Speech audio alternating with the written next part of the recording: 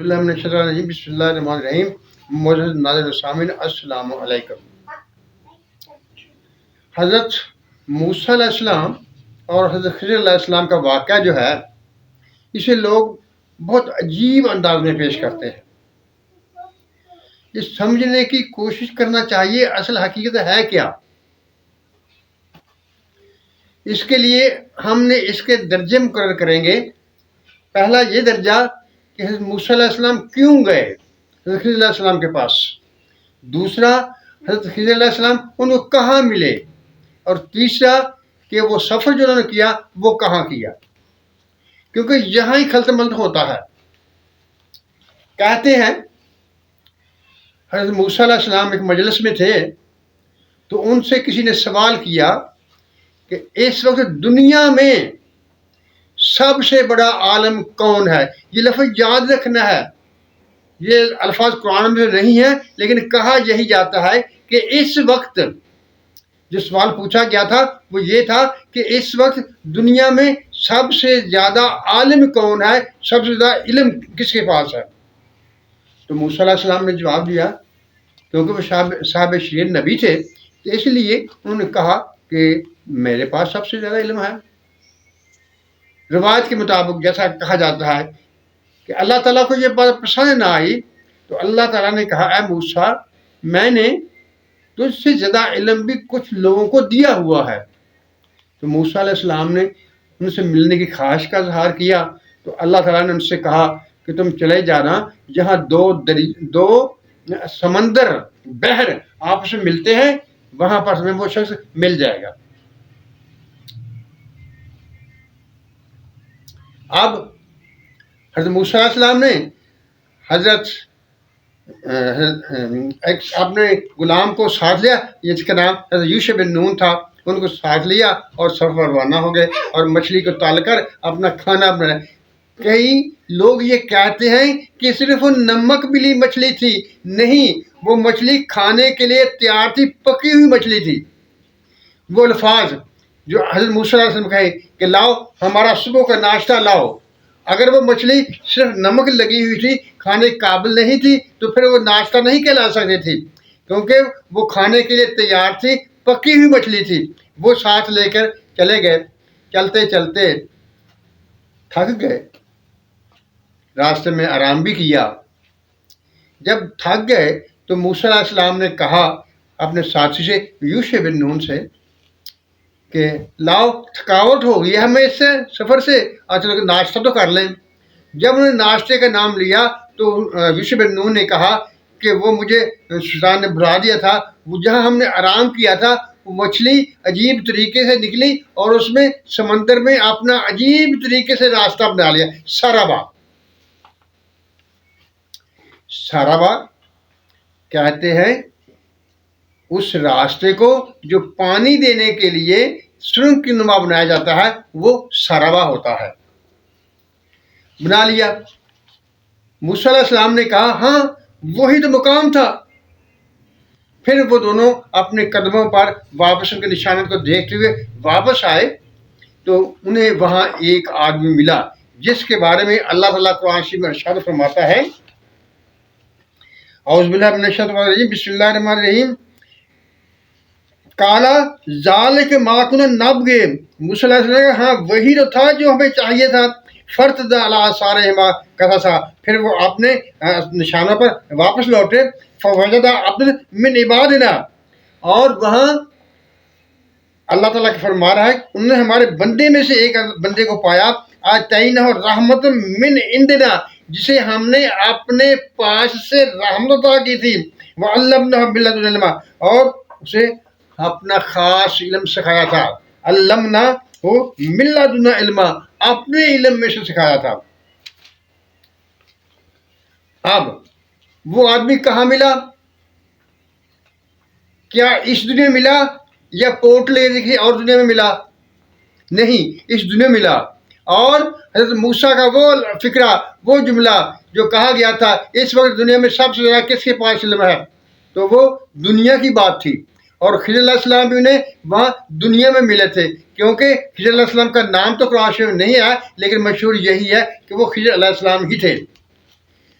اور یہ صرف خضر علیہ السلام ہی نہیں تھے بلکہ اور بھی کچھ لوگ تھے، من عبادنا، ہمارے بندوں میں سے ایک بندے کو. یعنی اس کا مطلب ہے کہ جو علم خضر علیہ السلام کو حاصل تھا وہ کچھ اور لوگوں کو بھی اللہ تعالیٰ نے عطا کیا ہوا تھا.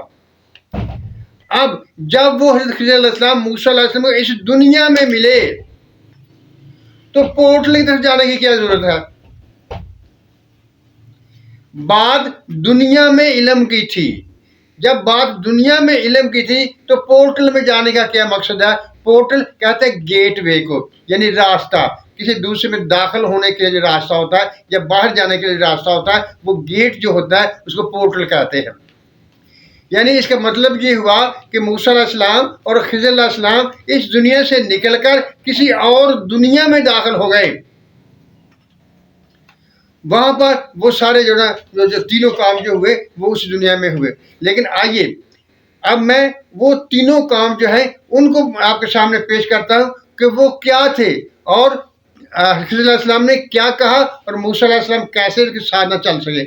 جب خضر علیہ السلام ملے تو موسیٰ علیہ السلام نے کہا کہ میں چاہتا ہوں کہ میں تیرے ساتھ سفر کروں تاکہ تم وہ علم مجھے سکھا سکو جو اللہ تعالیٰ نے تمہیں عطا کیا ہوا ہے. اس کے بارے میں الفاظ ہیں کہ جو رحمت اللہ تعالیٰ نے تم پر کی ہوئی ہے اس رحمت سے مجھے سکھا سکو. خضر علیہ السلام نے کہا کیونکہ تم صبر نہیں کرو گے، کیونکہ تمہیں علم ہی نہیں، جب تم علم ہی نہیں ہوگا تو تم صبر کیسے کر سکو گے. بہرکیف وہ چل دیے. اگر ہم قصہ کو بیان کرنے لگیں گے سارا تو ویڈیو بہت لمبی ہو جائے گی. اس کو چھوڑتے ہوئے ان تینوں کاموں پر چلتے ہیں. وہ دیکھیے پہلا کام جو کشتی والا تھا، وہاں حضرت خضر علیہ السلام کیا فرما رہے ہیں؟ اراد تو، میں نے ارادہ کیا. یعنی جو کشتی کو زخمی کیا تھا وہ کہہ رہے ہیں اس کے بارے میں اراد تو، میں نے ارادہ کیا. اور جب اس بچے کو مارا تھا تو وہاں کہہ رہے ہیں اراد نہ، ہم نے ارادہ کیا. اور تیسرے موقع پر قرآن شریف کہتا ہے کہ حضرت خضر علیہ السلام نے کہا کہ ارادہ ربوں کا، تیرے رب نے ارادہ کیا. میں نے ارادہ کیا، ہم نے ارادہ کیا، تیرے رب نے ارادہ کیا. یہ مقامات ہیں.